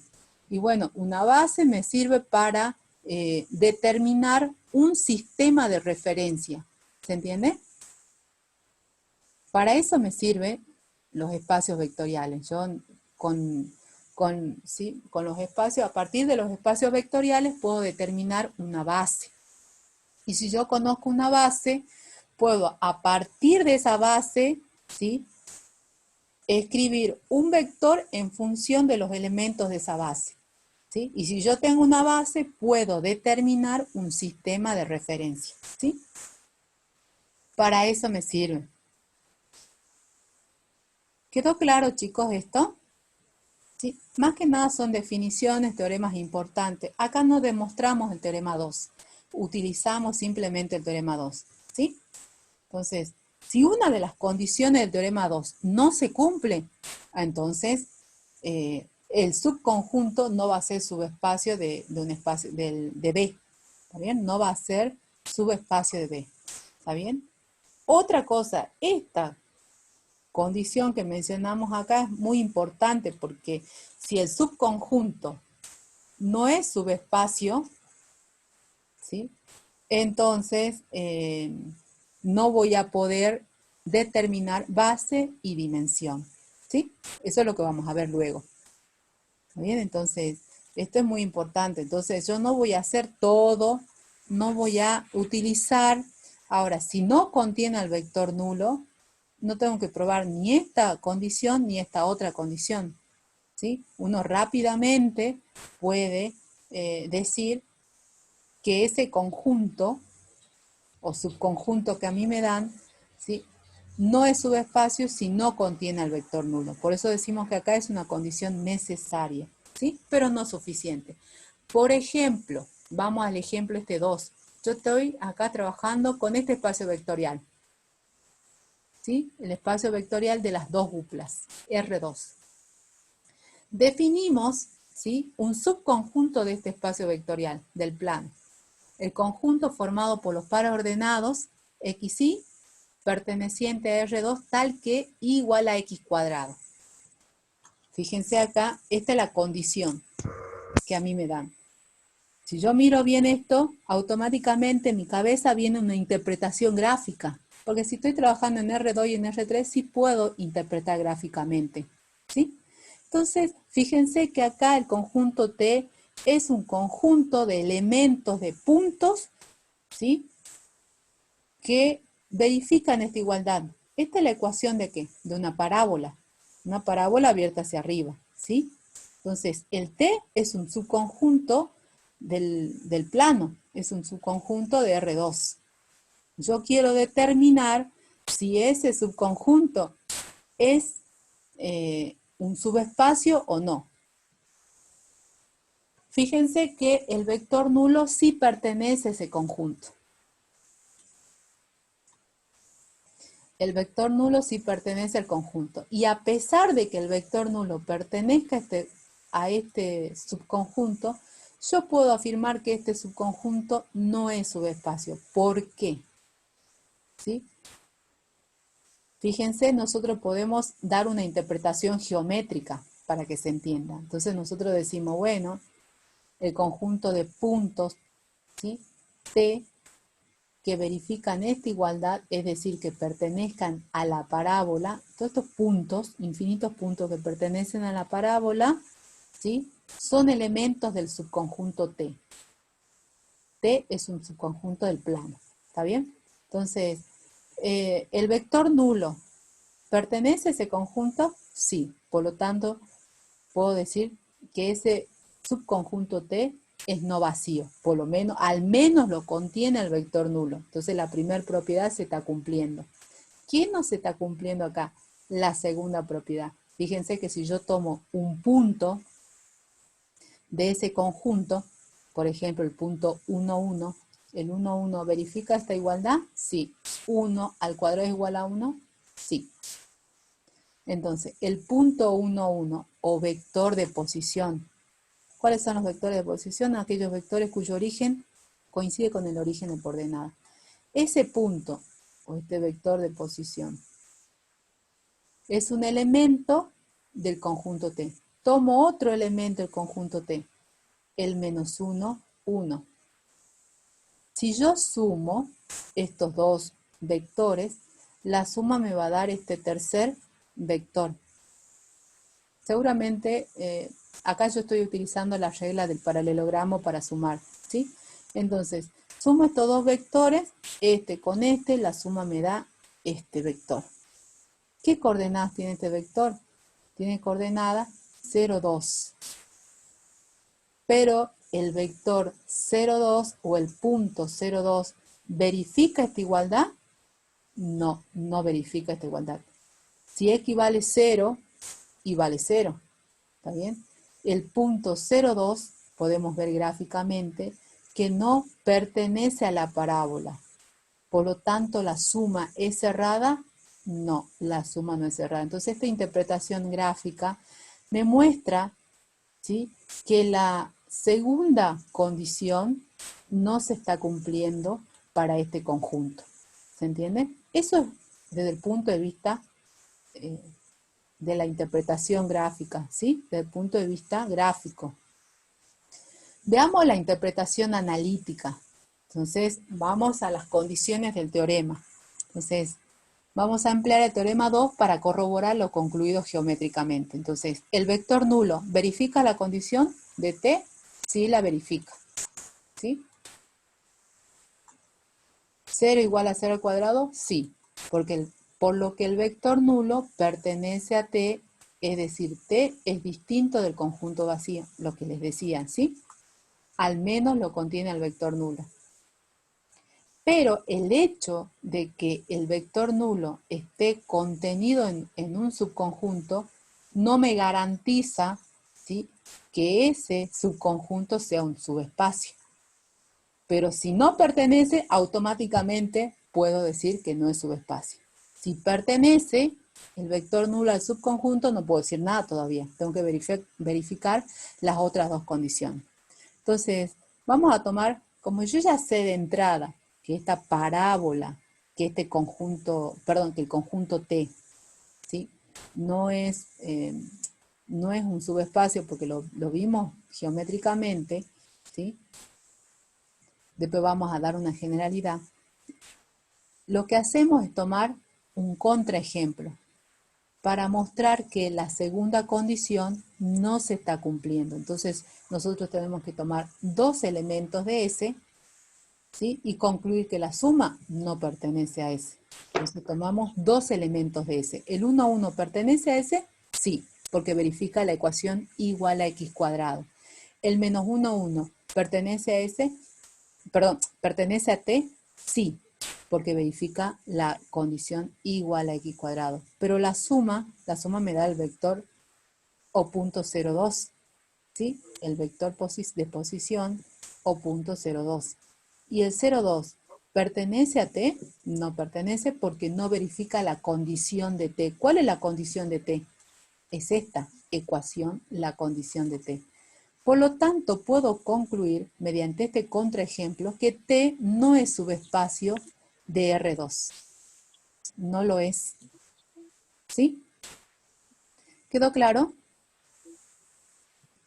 Entonces, hemos tomado, ¿sí?, un subconjunto de un espacio vectorial y hemos mostrado, tanto geométricamente como analíticamente, ¿sí?, que ese subconjunto no es un subespacio del espacio vectorial R2. ¿Está bien? Ahora, ustedes en la práctica no es necesario que den una interpretación geométrica. Nosotros acá sí la damos para que ustedes más o menos puedan visualizar.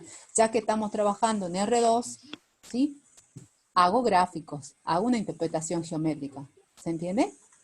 Ahora, si yo estoy trabajando en R3 con el conjunto de matrices, con el conjunto de polinomios, que son espacios, que otro espacio vectorial, no puedo dar una interpretación geométrica, ¿sí?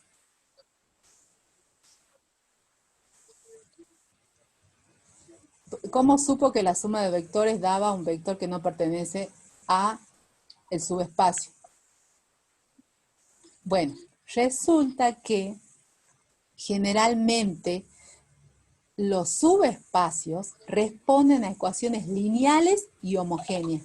¿Está bien? Entonces, generalmente los subespacios responden a ecuaciones lineales y homogéneas. Entonces, ¿esta es una ecuación lineal? No. Entonces yo ya de entrada, ¿sí?, puedo decir que no va a ser un subespacio. Obviamente no voy a dar esa justificación cuando resuelvo un ejercicio en el parcial. ¿Qué es lo que voy a hacer? Bueno, voy a dar un contraejemplo. ¿Se entiende? Tengo que buscar dos vectores que verifiquen la ecuación, pero que la suma no pertenezca. ¿Se entiende o no? Entonces yo ya de entrada voy viendo eso. Recuerden que si son subespacios, sus ecuaciones o condiciones tienen que ser, digamos, ecuaciones lineales y homogéneas. Entonces, en el ejemplo 3, este conjunto que me dan, donde la condición es una ecuación lineal y homogénea, entonces ya sé que el este S, es un subespacio de R3. ¿Sí? Va a ser un subespacio de R3, entonces ahí no tengo que buscar contraejemplo. ¿Sí? ¿Quedó claro eso, chicos? Entonces recuerden, generalmente, ¿sí?, generalmente los subespacios responden a ecuaciones lineales y homogéneas. ¿Está bien? Ahora acá me pregunta, ¿cómo verifico que el vector nulo pertenece a T? Y bueno, acá está la condición de T, chicos. Esta es la condición de T. A mí me dan T expresado como en forma por comprensión. Entonces, los elementos de T verifican esta igualdad. ¿Me explico? Entonces, el 5, 5, el vector 5, 5, ¿es un elemento de T? No, porque no va a verificar la igualdad. ¿Se entiende? Entonces uno rápidamente se da cuenta si un elemento pertenece o no al conjunto T mirando la condición. ¿Eso se entiende? No, profe, no estoy entendiendo. ¿Por qué no leí antes? ¿Qué es lo que no entendés? Fuerte y claro, así no perdemos tiempo. Ya saben que no, acá nadie le ve la cara ni nada por el estilo, así que hablen fuerte y claro. Porque este tema es abstracto. Entonces, a ver, fíjense que cuando yo hablo de espacios vectoriales, un espacio vectorial tiene que cumplir con ciertas propiedades.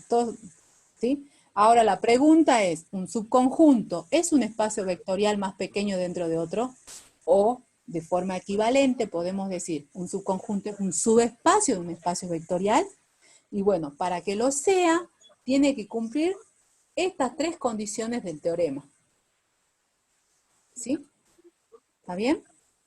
Si cumple esas tres condiciones del teorema, entonces yo puedo afirmar que ese subconjunto es un subespacio de un espacio vectorial. ¿Se entiende? Pero a medida que uno va detallando teorema, va viendo determinadas cosas, ¿sí? Como esta conclusión que llegamos, que todo subespacio contiene necesariamente al vector nulo.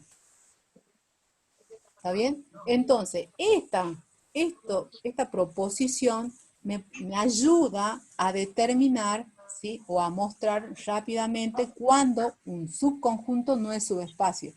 Porque si no contiene el vector nulo, entonces ya puedo decir que el subconjunto no es subespacio.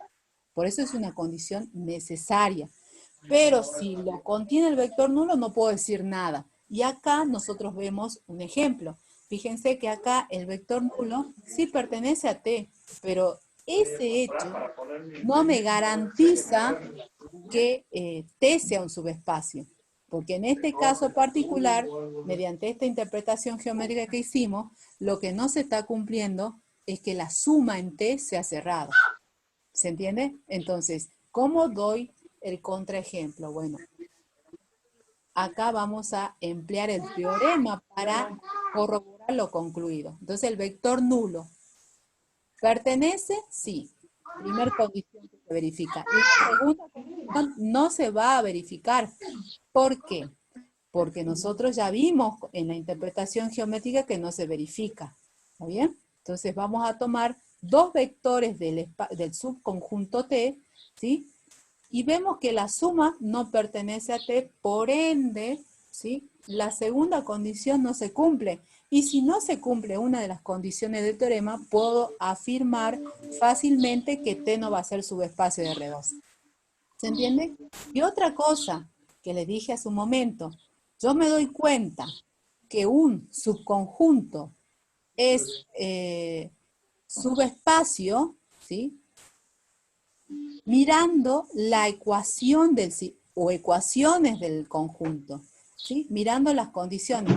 Si las ecuaciones son lineales y homogéneas, las ecuaciones que debe cumplir ese subconjunto. Si son lineales y homogéneas, automáticamente yo ya sé que va a ser un subespacio y me pongo a la tarea de demostrar de forma genérica que lo es.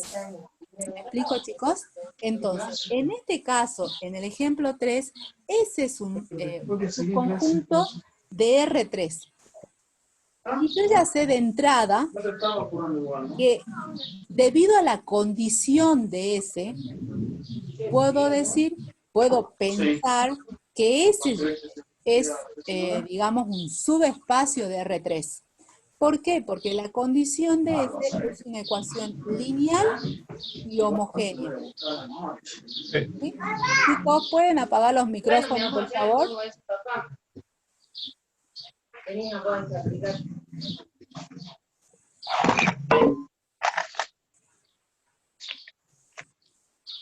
Apaguen los micrófonos, ¿sí? Sí, el vector nulo es un subespacio. El conjunto, perdón, formado por el vector nulo es un subespacio y eso lo vamos a ver en un ratito, ¿está bien? Por favor, pueden apagar los micrófonos, ¿sí? Después cuando hagan una pregunta, lo habilitan nuevamente. ¿Cómo hago para silenciar? Pausar, detener. A ver. ¿Profe? ¿Sí? ¿Usted puede silenciar a los demás?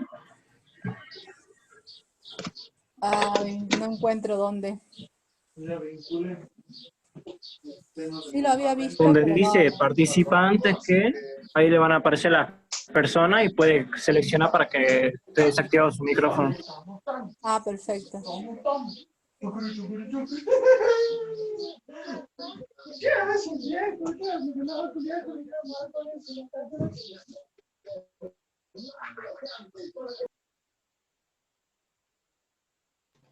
Muchas gracias, profe. Yo me silencié también. Bueno, todo lo demás están... Gracias. Bueno, entonces continuamos, ¿sí? Es importante eso darse cuenta porque yo no me voy a... Si no es subespacio, no me voy a poner en la tarea de probar todas las condiciones, ¿no? Si no es subespacio. No me voy a poner en la tarea. Yo, si no es subespacio, ya voy al contraejemplo, ¿sí? Para la condición 2. O bien, directamente, si el vector nulo no pertenece al subconjunto, directamente ya puedo decir que no se cumple la condición 1, ¿sí? Del teorema. Entonces, tengo que estar atenta, ¿sí? A la forma que me dan a la forma del conjunto, a la condición del subconjunto. Entonces, en este caso, la condición del subconjunto es una ecuación lineal y homogénea. Entonces, ya sé que este subconjunto S es un subespacio de R3. Ahora me voy a poner en la tarea de demostrar eso de manera genérica. Primera condición. Debemos ver que el vector nulo pertenece a S.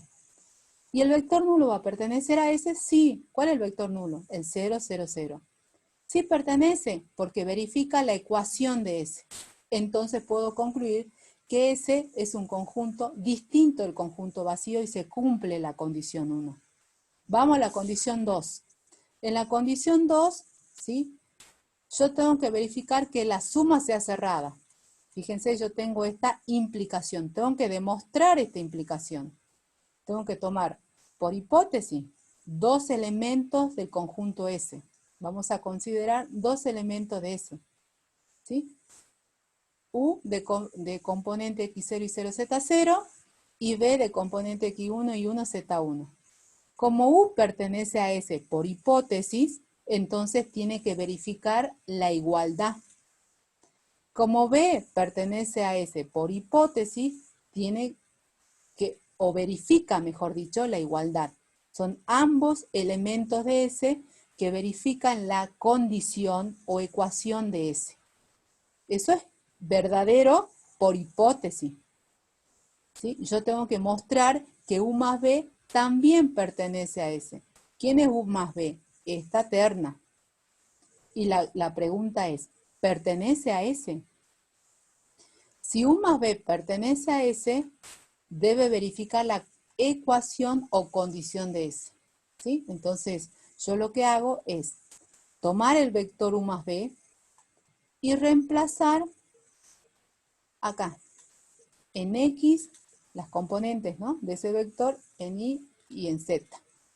Entonces, va a ser 3 veces la primer componente menos la segunda componente más la tercera componente. Toda esa suma me tiene que dar 0. Veamos si me da 0. Acá aplico la propiedad distributiva de los números reales. Tengo esto, la regla de los signos, ¿sí? Asocio los términos que contienen a las variables con subceros. Entonces voy a asociar este término con este término y con este término. Lo mismo, voy a asociar este término con este término y con este término. Yo sé por hipótesis que esta operación, ¿cuánto me da? 0. Y sé por hipótesis que esta operación me da, ¿cuánto me da? 0. 0 más 0, 0. Y llegué a que esta terna verifica la ecuación del subconjunto. ¿Se entiende? 3 veces la primer componente menos la segunda más la tercera me da 0, sí. Por lo tanto, concluyo que U más B pertenece a S y se cumple la ley de cierre de la suma. ¿Hasta ahí se entiende, chicos? ¿Quedó claro Sí, eso? profe. Perfecto. Acá también tengo que ser ordenada. Tengo que ser ordenada, ¿sí? Entonces, sigo ahora con la tercera condición. Tengo que demostrar esta implicación. De la misma manera, ¿sí? Entonces, voy a tomar un vector U de S, es decir, U verifica la igualdad de S, ¿está bien? Y yo quiero saber si K por U pertenece a S. ¿Quién es K por U? Esta terna. Ahora, si K por U pertenece a S, tiene que verificar esta igualdad, la igualdad de S. Entonces, 3 veces la primer componente menos la segunda componente más la tercer componente me tiene que dar 0, ¿no? Veamos, me da 0. Entonces, yo acá lo que hago es, como estoy trabajando con reales ahora, puedo aplicar la propiedad distributiva. O sea, saco factor común en K. Saco factor común K, ¿y qué es lo que me queda dentro? Esta operación. Ah, pero yo sé que esto es igual a ¿qué? Por hipótesis. A 0, entonces me queda K por 0. K por 0, ¿cuánto me da? 0. Ah, eso quiere decir que K por U verifica la condición de S, por lo tanto, se cumple la ley de cierre para el producto por un escalar. Luego, puedo concluir que S es un subespacio de R3. Todo esto tiene que ir, ¿no? En la resolución de problemas. Todo eso tiene que ir, chicos. ¿Quedó claro? Y bueno, fíjense que es una interpretación geométrica. Acá damos una interpretación geométrica. Esta es la ecuación, una ecuación lineal en 3 variables. Tiene como gráfico un plano. Y este es un plano que pasa por el origen de coordenada. Entonces, todos los planos que pasan por el origen de coordenada, ¿sí? O las rectas que pasan por el origen de coordenada, van a ser subespacios de un espacio vectorial más grande. ¿Está bien? Fíjense, acá está la observación, lo que yo le decía hace un rato. Los subespacios siempre responden a ecuaciones lineales y homogéneas, siempre. ¿Sí? Es por ello que si las condiciones que definen a un conjunto S no son lineales y homogéneas, casi con seguridad que dicho conjunto no es subespacio. En tal caso debe buscarse un contraejemplo de las propiedades 2 o 3, de cualquiera. Nosotros en el caso del subconjunto T, ¿sí? Buscamos un contraejemplo de la propiedad 2. ¿Se acuerdan de eso? Y acá es lo que ustedes me decían. Los subespacios de R2. Subespacio de R2, el mismo R2. El conjunto formado por el vector nulo es un subespacio. Estos dos de acá son subespacios triviales.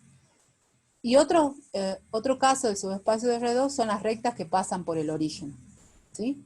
Subespacio de R3.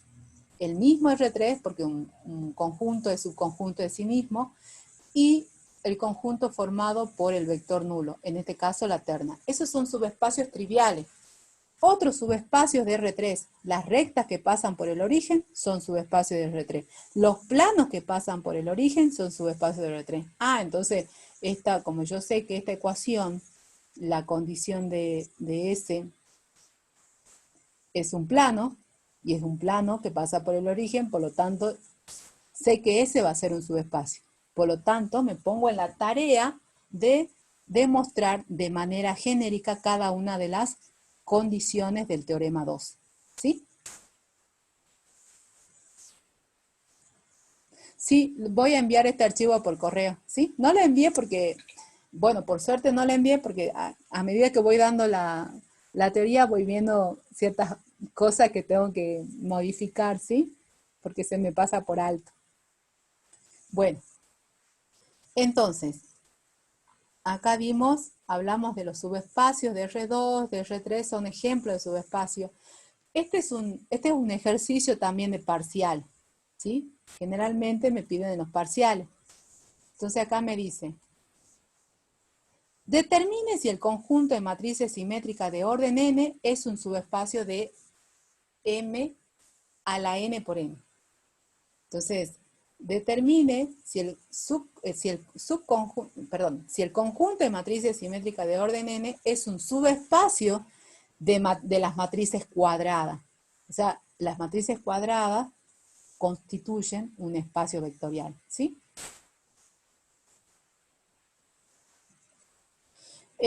Para que le mande, tienen que mandarme un correo a Rosana Colodro. Ahora le anoto en el chat. Bueno, ahí está. Vamos a resolver este ejercicio. Es un ejercicio de parcial, ¿sí? Bueno, acá me dice, determine si el conjunto de matrices simétricas de orden n es un subespacio del conjunto de matrices cuadradas. ¿Está bien? Entonces, lo que hacemos es, antes que nada, es expresar esto que me están dando en lenguaje coloquial al lenguaje simbólico. ¿Sí? Entonces, lo que hago es escribir el conjunto. A ese conjunto de matrices simétricas yo lo llamo S. Entonces escribo de forma simbólica el conjunto S. ¿Está bien? Ese conjunto de todas las matrices cuadradas simétricas. Yo quiero mostrar que el conjunto de las matrices cuadradas y simétricas es un subconjunto, un subespacio del espacio vectorial de las matrices cuadradas. ¿Sí? Acá, ¿esto responde a ecuaciones lineales y homogéneas? No, pero vamos a mostrar de manera genérica que el conjunto de matrices cuadradas, ¿sí? El conjunto de matrices simétricas sí es un subespacio. Entonces, lo que tenemos que hacer es lo siguiente. Primero, mostrar que ese es no vacío, ¿sí? Vamos a mostrar que en este caso, como estoy hablando de matrices, ¿cuál es la matriz nula? Bueno, nosotros la matriz nula, o el vector nulo, acá en el conjunto S. ¿Cuál es el vector nulo? Y bueno, el vector nulo va a ser la matriz nula. Ese es el vector nulo de este conjunto, la matriz nula. ¿Y la matriz nula va a pertenecer a S?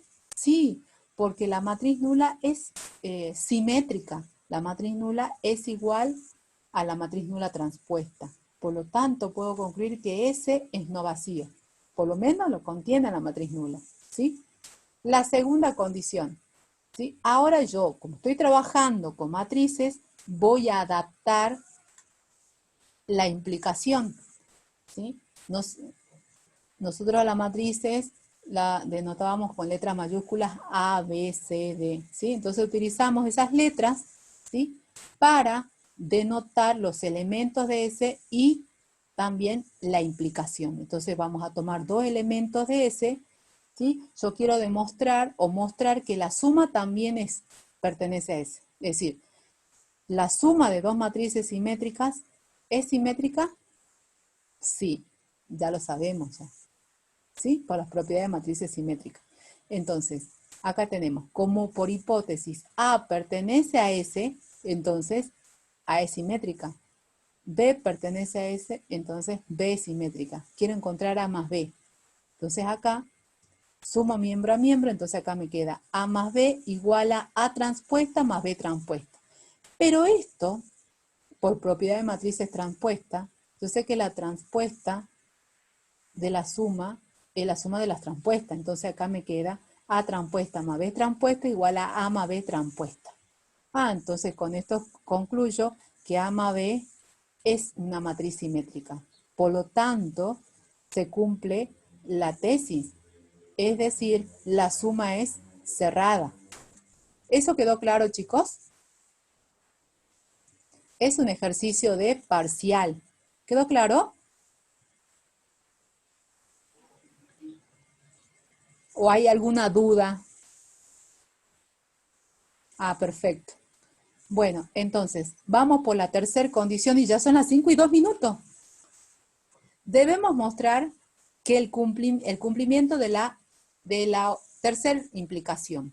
Entonces lo adapto. Voy a tomar un elemento ADS, un K real, y quiero probar que K por A pertenece a S. Entonces, por hipótesis, A pertenece a S, es decir, A es simétrica.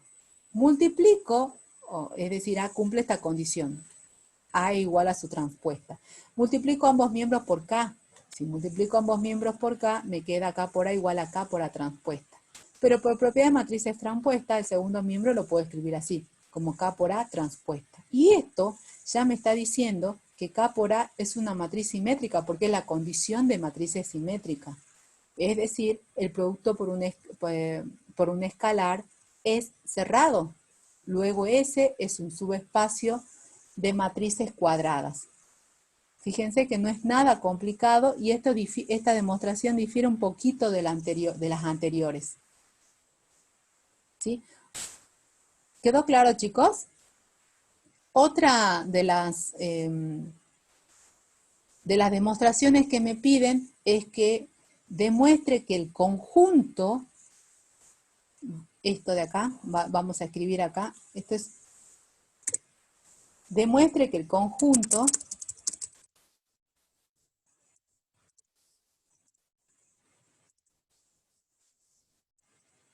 de las soluciones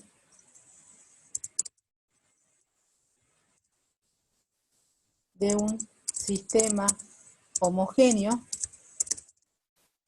es un subespacio de Rn. Ese es otra proposición que me piden que demuestre en los parciales. También es súper sencillo, ¿sí?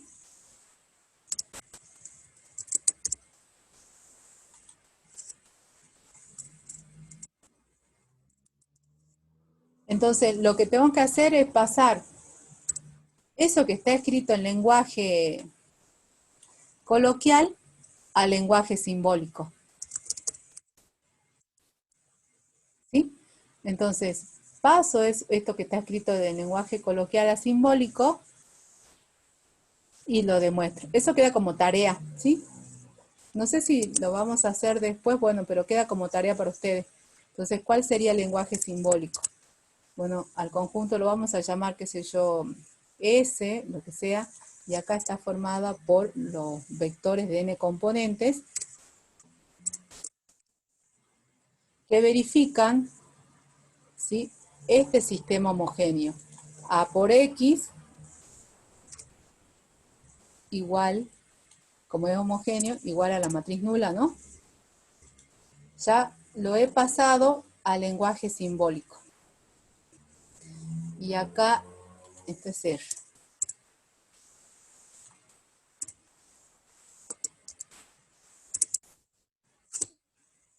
Entonces, esta es una proposición que generalmente también me piden los parciales. Esto es escrito en lenguaje coloquial, acá está escrito en lenguaje simbólico, ¿sí? Entonces esto queda como tarea para ustedes, para que lo demuestren. Bueno, chicos, no lo hago perder más tiempo. Ok, profe, gracias. Y la clase que viene vemos combinaciones lineales y vayan leyendo, por favor, ¿sí? Lean porque este tema es muy abstracto. Suele costar, ¿sí? Entonces sí o sí van a tener que leer, ¿sí? Bueno. ¿Estas clases las sube a su canal de YouTube? Esta no, pero sí yo hice videos de YouTube de este tema. Yo hice videos de YouTube, ya lo subí a la plataforma, a los links. Para los que no vinieron a clase hoy día, porque son 55 nomás, ¿sí? Yo los subí los links de mis videos de YouTube, ¿sí?, de este tema. Están en la plataforma, en la sección del tema 3 sería, ¿no? Si lo quieren ver allí. Y esta grabación ya voy a ver de subir también no a YouTube, sino a la plataforma, no sé cómo hacerlo. ¿Está bien? ¿Qué libro recomiendo? Y a mí me gusta, bueno, a ver, recomiendo pausar la grabación, detener la grabación. Si yo pongo detener, ¿ya se graba? Bueno, detener la grabación.